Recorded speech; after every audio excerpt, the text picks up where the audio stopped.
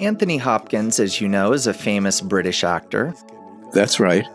He used to be an alcoholic, and today he's still a member of Alcoholics Anonymous. He told a story about how a person once sat next to him in a bar and told him all sorts of things about himself, about how successful he is, how many plans he has, including an amazing project that will make him rich and famous, and how he's the only one who knows about what the truth is. Then he got up, ran out of the bar, after which we heard a sound of screeching brakes, and that was the end of him. A while later, after Hopkins gave up drinking, he adopted his #1 motto: keep calm and never hurry.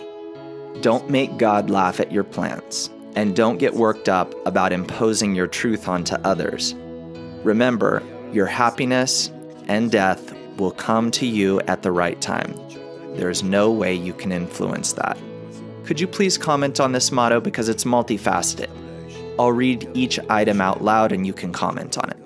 Well, I agree with him. There are many things here. For example, the first one: keep calm and never hurry.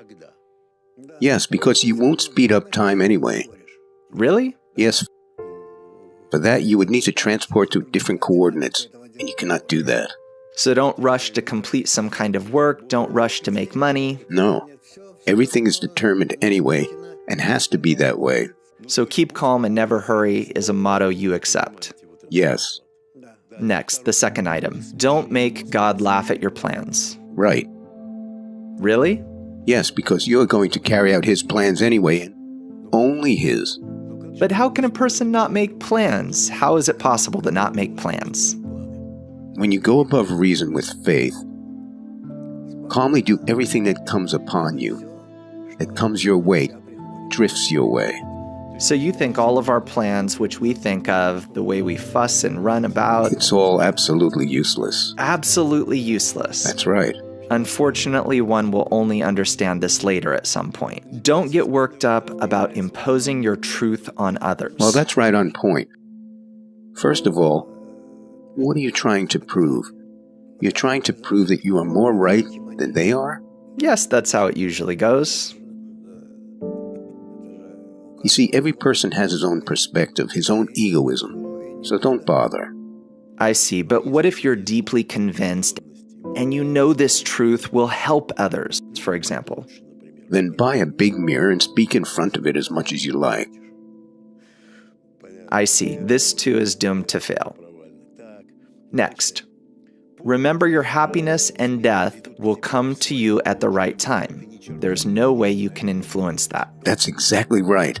Even if you want to commit suicide, you won't be able to do it as you wish, but only when the time is right.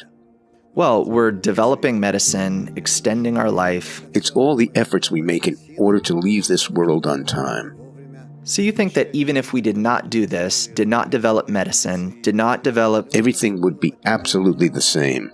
This is very difficult to fathom. Man puts so much effort into being healthy and having a long life. We should sit in a lotus position, like the ancient Hindu sages,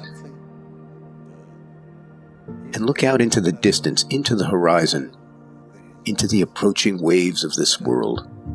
And that's all? And we shouldn't do anything else. Okay, so could you summarize all of this for our viewers and give some kind of rule to live by? The rule is very simple. Don't fret. And that's all. Wow, this means that all these career ladders... Even more so. We see, after all, how right before our eyes all of it is... crumbling. Yes. What about the search for the meaning of life? Let me address this painful issue now. The search for life's meaning lies in finding the point of balance with the Creator. When you understand that everything must unfold according to His plan, and when you accept this, at the end of the day, you accept His plan, and you're able to flow along calmly. So in principle, this entire life plan, everything has to come down to what you just said, right? Right. To search for this point of contact with the Creator. Yes, to find this flow, enter it, and flow along with it. And when does this calmness that you exude come? When does it happen? Is it after the race, the search, or is it after there is contact with something, some kind of truth? When? I think that after about 20 years of studying Cabalá, it can happen. And if you're in the right society, then even earlier, because you will hear it from everyone, from all around you.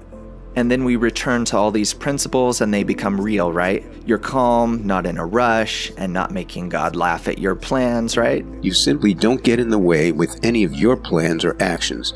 You simply live, trying to discern the flow of life deeper and deeper. Then here's the last question. What is it that I discern then? You discern what comes out of the Creator and transports you. Which is what? That's what we call time.